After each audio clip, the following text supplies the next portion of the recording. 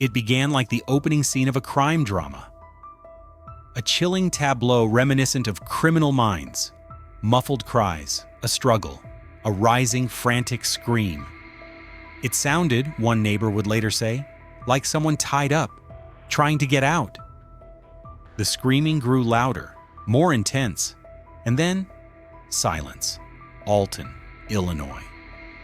Just after midnight, grainy CCTV footage captures a man walking down a quiet street, cradling a white laundry basket in his arms.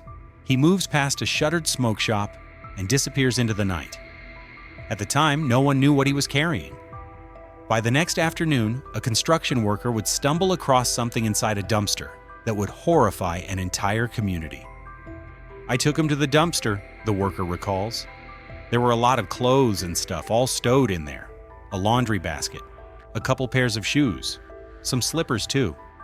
That same day at 1 p.m., a mother arrives at her daughter's apartment. Her name is Heidi Noel. Her daughter is Lisa Dodd, 22 years old and 8 months pregnant. Heidi hasn't heard from Lisa in more than 15 hours. Something feels wrong. She lets herself into the apartment. Minutes later, neighbors are seen on CCTV opening their doors, peering out, their faces pale. Heidi emerges from the unit, visibly trembling. Her expression and the neighbors say everything. Moments later, she makes a chilling 911 call. Police arrive.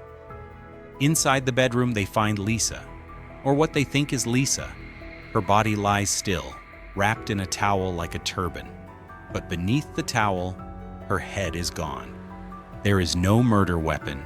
There is no head, only a desecrated body and a crime scene that has shattered the tranquility of this street. In this investigation, we'll walk you step by step through the final hours of Lisa Dodd's life, with never-before-seen footage obtained by the decoder. Viewer discretion is advised. Lisa was born and raised in Alton, a working-class suburb of St. Louis with crime rates far higher than the Illinois average. Yet it was home, a place where residents took out the trash, walked to work, and carried on errands under the watch of neighborhood cameras. But in early June of 2022, everything would change. Outside her apartment building sat a large red dumpster filled with drywall scraps from a nearby construction site. On the morning of June 9th, one worker took a load of old drywall out and discovered something that should never have been there. "That's what the knife looked like," he told investigators later. "Short, teeth on it, like a paring knife with a serrated edge, used to cut meat." He makes a motion with his hand, showing the blade's length. The contractor knew instantly something was very wrong. This wasn't going to be an ordinary summer day in Alton. The last time Heidi had heard from Lisa was at 9:05 p.m. the night before. Lisa had texted her mother about her boyfriend, DeAndre Holloway. He hadn't come home. She was worried. By 10 p.m., Heidi's texts went unanswered. By morning, still no reply. Heidi knew something had gone terribly wrong. First responders were dispatched at 12:59 p.m. When they arrived, Heidi sat crying on the steps. She gave them the entry code to Lisa's building. Though they know what they're going to find, the narrator might say, it never gets easier. Upstairs, the door is unlocked. Inside, they discover Lisa's body, cold to the touch, decapitated. No murder weapon, no head. The killer has disposed of it elsewhere. This wasn't just murder, it was mutilation. How did it come to this? How did a young woman, with her whole life ahead of her, and about to become a mother, meet such a fate? To answer, we go back 24 hours. Lisa is on her porch scrolling her phone. 10 hours later, she will be dead. Born August 14th, 1999, Lisa was a bright, compassionate child who loved animals. For her 10th birthday, she forwent presents and raised money for the Riverbend Humane Society. She graduated from Jersey Community High School in 2017 and worked at Dairy Queen, saving to pursue a medical career like her mother. In June 2022, she was expecting a baby girl, affectionately nicknamed Baby Bean. Invitations for the baby shower had gone out the Saturday before. Lisa had been in an on-again, off-again relationship with DeAndre Holloway, her child's father. Their relationship was volatile. Co-workers remembered Lisa showing up with black eyes. She often made excuses. Sometimes she admitted the truth. DeAndre had hit her again. On one occasion in 2021, he broke her nose and gave her 2 black eyes. They had even been homeless, living in a tent by Lake Litchfield. Even Lisa's boss had witnessed an altercation.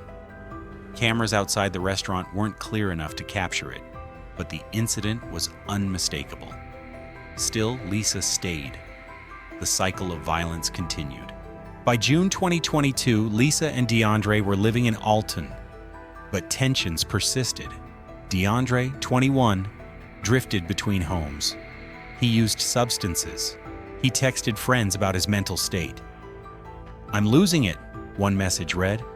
He sounded like a man nearing his breaking point. On June 7th, DeAndre vanished. Lisa, heavily pregnant and stressed, texted her mother at 9 p.m. "You think he'd just leave like this?" She feared he'd taken clothes and left for good. Heidi tried to reassure her daughter.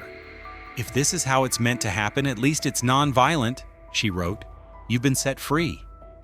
Lisa replied, "I'm not seeing it that way yet." Later that night, Lisa confessed she'd self-harmed. "I broke a razor and cut my leg because I told him I was going to kill myself," she texted. When her mother asked why, Lisa replied, "Because I just can't get it right." At 1:39 a.m., unable to sleep, Lisa took her car for a half-hour nighttime drive. By morning, DeAndre still hadn't come home. She washed her work clothes and reached out to his family.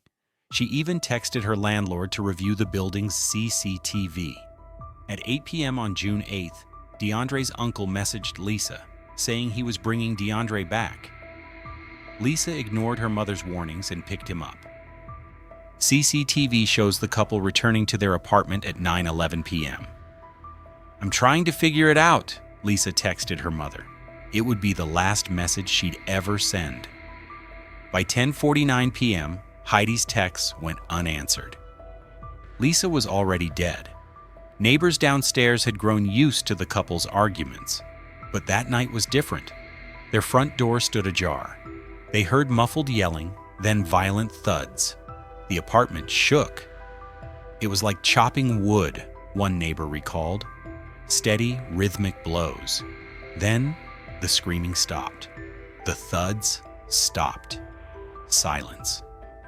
At 11:57 p.m., CCTV captured DeAndre emerging from the apartment with a white laundry basket. He lingered by Lisa's car, changed clothes, and wore a face covering. Minutes later, he left again, heading toward the dumpster behind the smoke shop. Footage shows him throwing the basket inside. It contained Lisa's head. Hours later, DeAndre arrived at his mother's house, pacing nervously. He cut off his dreadlocks, hair he'd been growing for 2 years, and showered. He handed his grandmother Lisa's ID, debit card, and keys. He parked Lisa's car on the street with a handwritten "For Sale" sign in the window, and then he left on foot. Heidi's 911 call made it plain. "My daughter's boyfriend killed her. He chopped her head off." On June 9th, police executed a search warrant at DeAndre's mother's house. In the trash, they found his discarded clothes and dreadlocks. DeAndre himself was gone. But the next day, Gillespie police took a John Doe into custody for cannabis possession. It was DeAndre Holloway. Even in custody, DeAndre was erratic, pacing, laughing, banging his head on the wall. He refused to identify himself, asked to go to work, and claimed he was dissociating. He eventually requested a lawyer, and questioning stopped. On June 13th, DeAndre was charged with 2 counts of first-degree murder, 2 counts of intentional homicide of an unborn child, concealment of homicidal death, and offenses related to motor vehicles. Bond was set at $2 million. The case rattled Alton. Police called it completely terrible. DeAndre's family posted a video expressing condolences to Lisa's family. "What he did was monstrous," his stepfather said, "but he's not a monster." The system failed him in jail. DeAndre threatened correctional officers, saying, "I will cut off your head." He refused virtual court appearances, forcing officers to restrain him. He was deemed mentally unfit to stand trial and committed to a state institution until he regained competency. By January 2024, the Illinois Supreme Court had ruled that an unborn child could not count as a second murder victim for the purpose of sentencing. In January 2025, DeAndre entered a guilty plea. On January 17, 2025, DeAndre Holloway was sentenced to 60 years in prison. Lisa Dodd's family, left to grieve not just her life, but also the unborn child she called Baby Bean, must now live with the unimaginable. A mother lost her daughter, a community lost its innocence, and a young woman who once raised money for animal shelters, who dreamed of becoming a medical professional, will never see the life she had planned.